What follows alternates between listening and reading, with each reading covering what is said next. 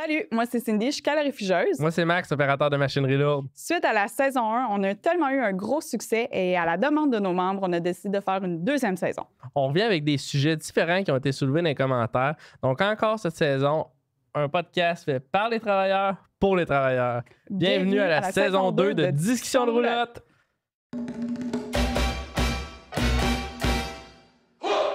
Salut Max! Hey, salut Cyn, ça va? Ça va bien toi? Ben oui, ça va. Super. Hey, aujourd'hui, on va parler de la loi R20. OK. Sais-tu c'est quoi? Honnêtement, j'ai aucune idée. Encore une fois, je sais pas où est-ce qu'on s'en va avec ça. Il n'y a aucun problème parce que je suis loin d'être le spécialiste là-dedans non plus. J'en entends parler, OK. mais ça s'arrête pas mal, là. OK. Mais je pense qu'on a deux gars avec nous autres aujourd'hui qui vont être capables de nous expliquer ça en Vous profondeur. éclairer. Voulez-vous vous présenter en premier lieu? Salut Cindy, salut Max. Yes. Mon nom est Jules Lagu, coordonnateur national à la CSD Construction. Bienvenue. Chanté? Salut, Francis Fortier, je suis conseiller syndical à la recherche pour la CSD. OK. Ben, bienvenue, les gars. Première des choses, Ouais. peut-être? C'est quoi la loi R20? La loi R20, Ouais. écoute, c'est un peu, non. La loi R20, c'est la loi encadrant les relations de travail, la formation professionnelle et la gestion de la main-d'œuvre dans l'industrie de la construction. Fait qu'au lieu de dire ça à chaque fois, présenter la loi avec tous ces jolis mots, on dit la R20, c'est qui Ça encore? l'englobe. Parce que c'est une loi spéciale pour les gens de la construction dans OK. l'industrie. Ouais, c'est ça qu'il faut comprendre, c'est que au Québec, tout le monde à peu près a entendu parler des normes du Québec, des normes du travail. Ouais. On a ça. La construction, l'industrie de la construction a une loi à part qui équivaut grosso modo aux normes du travail. Sauf que on va tout encadrer juste pour l'industrie de la construction. On va prendre le temps de le décortiquer un petit peu ensemble Ouais. parce qu'il y a plusieurs petits éléments là, quand même assez complexes. Tu l'as souligné, il y a comme les relations de travail, Ouais. la gestion de la main-d'œuvre, puis la formation. Fait que ça, c'est des choses qui encadrent l'ensemble de la construction. Fait on va voir qu'il y a des lois qui sont différentes, qu'il y a des règlements qui sont différents, qui ne s'appliquent pas partout dans le travail au Québec. Fait qu'on va prendre le temps peut-être d'en discuter un peu pour voir c'est quoi les particularités qui existent pour la construction spécifiquement. C'est quoi la différence, plus concrètement, entre la loi R20 puis les normes du travail? Bien, c'est pas nécessairement une différence qu'il faut chercher, il faut juste savoir à qui ça s'applique. Les normes du travail s'appliquent à peu près à tout le monde au Québec, sauf à l'industrie de la construction qui a sa propre loi. Grosso modo, là, si on veut une comparaison, là, c'est des normes qui existent pour l'industrie de la construction qui va s'appeler la R20.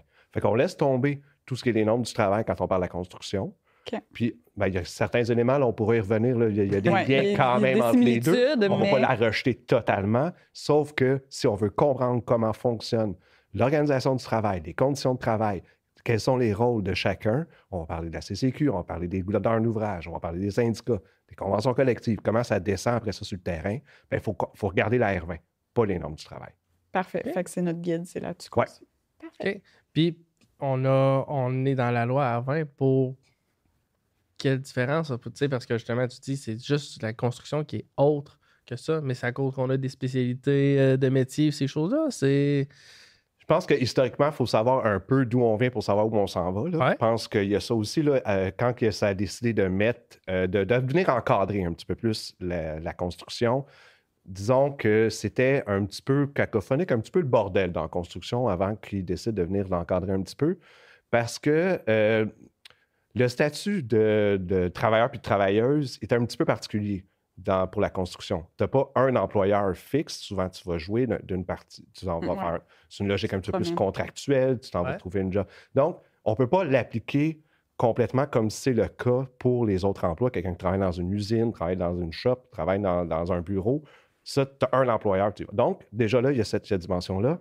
Et il y avait, disons, on recherchait ce qu'ils ont appelé une genre de paix industrielle aussi. Quand ils ont développé tous les gros chantiers, donc on va parler de la fin des années 60, quand ils développaient tous les gros chantiers, il y avait besoin d'avoir un encadrement pour voir comment on était pour développer le Québec. Donc, est-ce qu'on associe en gros à la Révolution tranquille? Donc, OK. il y a eu ça. Donc, ça part de là. Puis là, après ça, il y a eu des changements. Puis Ouais. il y a encore des changements. Donc, ça vient, c'est toujours en perpétuel changement ou adaptation à la réalité.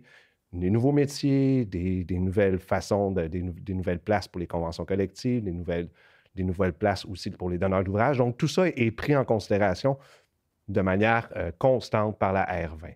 Mais si on parle juste de la R20, on va probablement parler aussi de tous les règlements qui en découlent. Là. Je pense que tu as des éléments que tu connais pas mal plus que moi là-dessus. Là. Juste donner un exemple dans la R20, tu vas arriver dans une usine, les autres choses, on n'a pas un métier défini avec des tâches. Nous, dans la R20, on va trouver ça. Chaque métier a des tâches à faire. Fait que c'est tout est encadré. Ensuite de ça, ce qu'on retrouve, c'est bien beau, on dit on a des droits. Tu sais, la loi, c'est un droit, puis après ça, il y a les règles. Qu'est-ce qu'on doit faire? On dit, bon, ça prend une carte de compétence. Bon, OK, une carte de compétence, c'est quoi? C'est juste un bout de papier, j'écris, je suis opérateur d'équipement lourd ou calorifugeuse? Non. Ça prend quoi là-dessus? Un, c'est quoi le processus, premièrement, qu'il faut qu'on applique pour avoir notre carte de compétence. Suite à ça, quand on distribue, c'est ça, quand on te donne ta carte de compétence, qu'est-ce qui doit se retrouver là-dessus? Tu sais, c'est-tu ton numéro d'assurance sociale maintenant avec la confidentialité de nos données personnelles? C'est quoi? C'est-tu le numéro d'assurance sociale? C'est-tu le numéro de client? La date de naissance? Qu'est-ce qui se trouve dans le cadre de compétences? Tout ça dans la loi est là, est mis. Tout est régi. Tout c'est est là régi. qu'on retrouve, dans le fond, c'est ça. Exact. Le nombre de périodes d'apprentissage, quand est-ce qu'on devient compagnon, comment ça fonctionne, je suis admis à l'examen, tout ça. Tout est régi. Parfait. Que tu ne trouveras pas ailleurs. OK. Donc, ça permet de faire un meilleur suivi un petit peu sur les travailleurs aussi. Ça réglemente le tout aussi. Ouais. Ça Exactement. fait en sorte Puis que- quand on parle de protéger les métiers, pourquoi que nous, c'était bien important les métiers, on le retrouve là. C'est pas tout le monde qui peut faire n'importe quoi. Tu sais, un opérateur d'équipement lourd, c'est le doigt. C'est quoi ça conduit? Une calorifugeuse, c'est quoi ça doit te faire? À quoi ça doit te toucher? Ouais. Et toutes ces choses-là. Ça évite que d'autres métiers puissent empiéter aussi sur... Exactement. OK. OK. OK. Puis, on a parlé tantôt, justement, Francis a levé le point de la convention qui est un peu liée à ça. C'est-tu la convention qui mène? C'est la loi qui mène? C'est les deux qui travaillent conjointement pour nous faire le milieu de la construction? Toute cette dimension-là de la convention, quand est-ce que c'est négocié, le nombre de temps que ça dure, qui est assis à la table? Parce que dans la R20, c'est déterminé qui sont les syndicats, par exemple, de la construction. Donc, les acteurs sont déjà déterminés. Donc, combien de temps que ça va durer? Sur quoi s'il y a des éléments qu'on n'a pas le droit de négocier, il y a des éléments que tu n'as pas le droit de négocier, ça va être dans la R20. Pensons, par exemple, là, on va le voir un petit peu plus tard parce qu'il y a eu, dans les dernières semaines, même quasiment dans les derniers 6 mois, des modifications quand même importantes de ce qui peut être négocié et non négocié. Pensons à la mobilité, par exemple, interrégionale. Donc, ce sont des choses à savoir si on peut les négocier ou pas. La R20 va venir les déterminer aussi. Donc, il y a cette dimension-là on ne peut pas tout négocier, puis c'est le même un peu partout, de toute manière, dans l'ensemble des industries ou du travail. Là, comme on ne peut pas tout négocier, on ne peut pas faire la grève n'importe quand. Tout ça est balisé par une loi, qui est la R20 pour la construction. OK. Super. Je comprends. Fait que, c'est-tu un peu un mythe que, justement, on dit tout le monde... Hey, La c'est CCQ. la CCQ qui décide tout, anyway, là. Peu importe, c'est eux autres qui mènent le bâton. Non, ils ne décident pas. Écoute, ils ont comme deux côtés. Il y a les choses qui viennent du gouvernement, parce qu'on est lié au gouvernement pareil, là. Ils sont un petit peu au-dessus de ça, tout le monde le sait. Ouais. Puis ensuite de ça, bien, il y a le CA aussi, dans l'industrie de la construction. OK. On parle du comité administratif de la CCQ, on a les syndicats, puis on a les employeurs, chacun de leur côté, qui vont donner un peu les alignements que la CCQ doit suivre côté, ce qui nous regarde nous autres, le côté employeur et syndicat. Puis encore là, je dis syndicat, je le précise beaucoup, syndicat, parce qu'il y en a beaucoup qui parlent de centrale ou qui se donnent le titre de centrale. On n'est pas là. Il y a 5 syndicats dans l'industrie. Il faut toujours se rappeler de ça.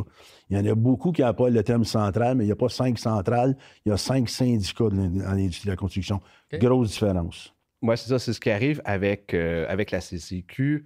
Tu soulignais la place du gouvernement dans l'industrie de la construction. Au-delà de la dimension que c'est un des plus gros donneurs d'ouvrage, c'est lui qui rédige la loi, la R20. Fait que la R20 te donne les grandes lignes, puis c'est quand même assez flou.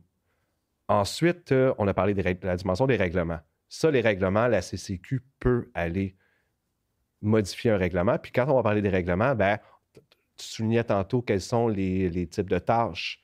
Donc, il y a des comités qui existent à la CCQ qui ne sont pas... Il faut savoir qui siège dessus. Donc, il y a des employeurs, il y a des syndicats. Puis ce sont du monde qui connaissent le terrain puis qui s'assoient ensemble pour essayer de voir quelles sont les meilleures avenues, les meilleures façons de faire sur le terrain. Puis là, après ça, tout le jeu de négociation qui existe souvent entre employeurs et syndicats, mais qui va se jouer à la CCQ. Donc, la CCQ n'est pas une entité en dehors totalement du monde de la construction. Ouais. Ceux qui en font partie, ce sont des personnes qui, en général, sont sur le terrain. Là, après ça, il y a des jeux, comme je le disais, là, qui viennent jouer entre employeurs et syndicats.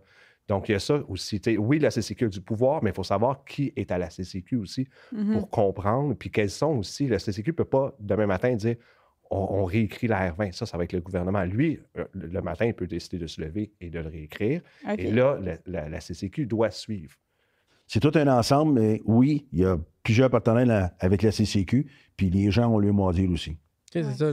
Les syndicats, vous avez quelque chose à dire pour ça, pour les travailleurs? Qu'est-ce que vous entendez? Vous n'êtes pas là pour donner des crayons, là. On n'est pas là juste pour donner des crayons, effectivement. On est là pour écouter les gens, parce que c'est eux autres. On est les porte-parole, dans le fond, là. On est les porte-parole de tous les travailleurs et les travailleuses de l'industrie de la construction. Fait que quand ils ont des besoins, on nous les envoie, puis quand on a nos comités ou nos sous-comités, mais c'est là que ça se passe. Puis faire des modifications à ça, tu sais, on l'entend que de ce temps-ci, il y a des modifications qui se font. La loi R20, c'est-tu bien compliqué? Tu sais, je sais pas, moi, C'est quoi le processus? Ouais, c'est quoi les processus pour qu'on revienne à ça? On va essayer de le faire quand même, pas rentrer dans toutes les, disons, les méandres bureaucratiques que peut représenter la politique. En là, surface, simple. Comprendre aussi que, évidemment, à l'Assemblée nationale, il y a n'importe qui, mais principalement les élus, là, pas n'importe qui, peuvent déposer un projet de loi. Okay? Ça, c'est la première chose.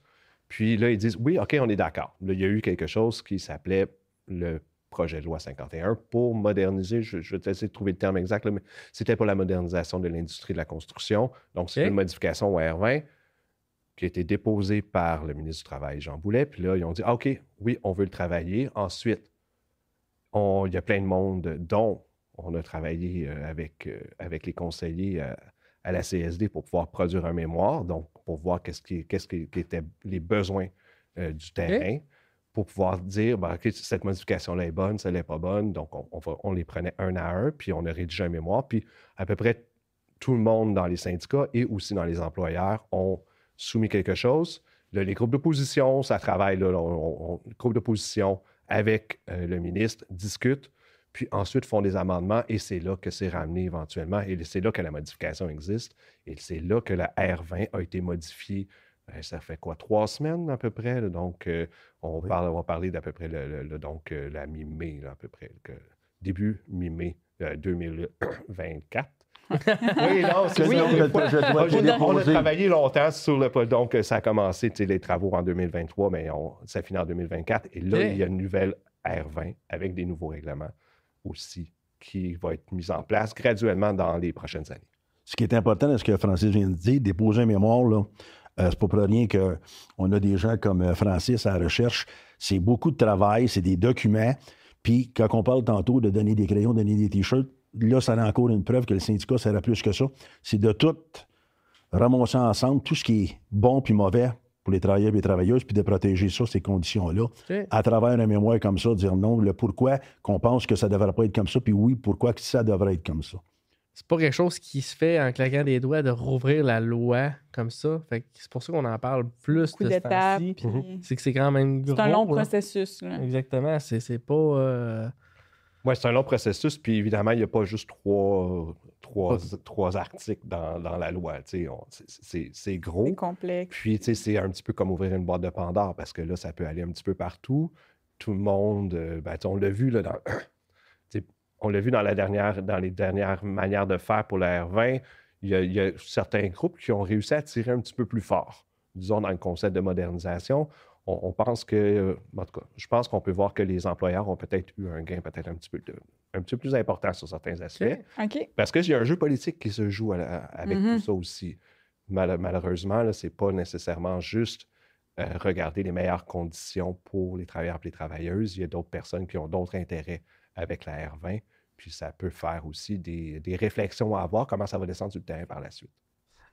Tantôt, on a soulevé le point un peu de la convention collective, mais c'est quoi la différence entre la loi R20 et la convention? Sont-ils liés ensemble? Y en a-t-il une qui dirige l'autre? Bien, écoute, la loi R20, les conventions collectives découlent de la loi R20. Ce que je veux dire par là, c'est comme les règlements. La convention collective est encadrée. Dans le fond, ça se passe entre les syndicats puis l'employeur, ce qui va se retrouver dedans, mais encore là, dans un cadre qui est émis par la loi. Okay. Fait qu'on va retrouver dans ça les taux de salaire, les avantages sociaux, qu'est-ce qu'on a le droit de faire ou pas faire, c'est quoi les disciplines qu'un employeur peut nous soumettre ou pas. toutes ces choses-là. OK. Oui, c'est ça. Tu sais, que la différence principale, là, c'est que tu as un carré de sable qui est déterminé, dans lequel tu peux aller jouer puis négocier. Ça, c'est déterminé par la loi R20. Puis là, après ça, il y a une série de choses, de conditions de travail. Bon, tu le soulignais, quels sont les avantages sociaux, négocier les avantages sociaux, les taux, éventuellement la rétroactivité. On va en parler un petit peu plus tard. Je pense qu'il va falloir en parler un petit peu plus tard parce que c'est un changement important. On disait qu'il y avait des Oui. changements qui étaient importants. Il y a certains gains qui ont été faits. Puis donc, tous ces éléments-là vont se trouver dans la convention collective. Donc, quand on veut aller chercher aussi en fait, quand on va faire certains griefs, quels sont les griefs qui peuvent être faits? Les griefs sont faits sur la convention collective, mais c'est sur quoi on peut faire les griefs, ça va être donné par la loi R20. Donc, il y a une négociation qui est faite de bonne foi par les employeurs et les syndicats qui encadrent certains éléments très spécifiques auxquels Jules faisait référence. C'est ce qui découle, tout ce qui découle de là se ramasse dans la convention collective, comme lors de mise à pied. C'est-tu le bon temps qu'on mette à pied? Le retour, dans le fond, au rappel, c'est la même chose. Quand tu es rappelé, c'est à ton tour d'être rappelé.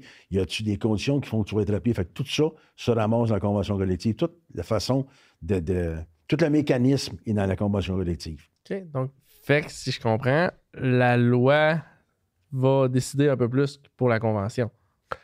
Ben, elle va déterminer qu'est-ce qui peut être négocié, mais après ça, elle ne peut pas imposer des dimensions à l'intérieur de la convention collective. Il y a une autonomie de négociation qui est respectée par la R20, qui découlent en fait de différents aspects auxquels on continue à présenter, puis qu'il faut négocier, puis c'est la place aussi des syndicats, puis d'entendre qu'est-ce qui se passe de leurs membres pour pouvoir arriver à la table de négociation avec des revendications et aussi des conditions de travail qui représentent les besoins, en fait, du terrain. OK, super. Ben, merci. C'est complexe. Ouais, c'est complexe, la R20, pareil. Ouais. Puis, on n'a pas eu le temps vraiment d'aller D'entrer voir dans les détails non plus. de ce qu'elle a modifié. Mais je pense que ça pourrait être un autre épisode. Ça. Je pense qu'on va se faire une deuxième partie avec tout ça. Ouais, aller voir les modifications qui ont été faites. Ouais. Merci les gars. Ça fait plaisir. Ça fait plaisir. Merci Cindy. Merci à vous.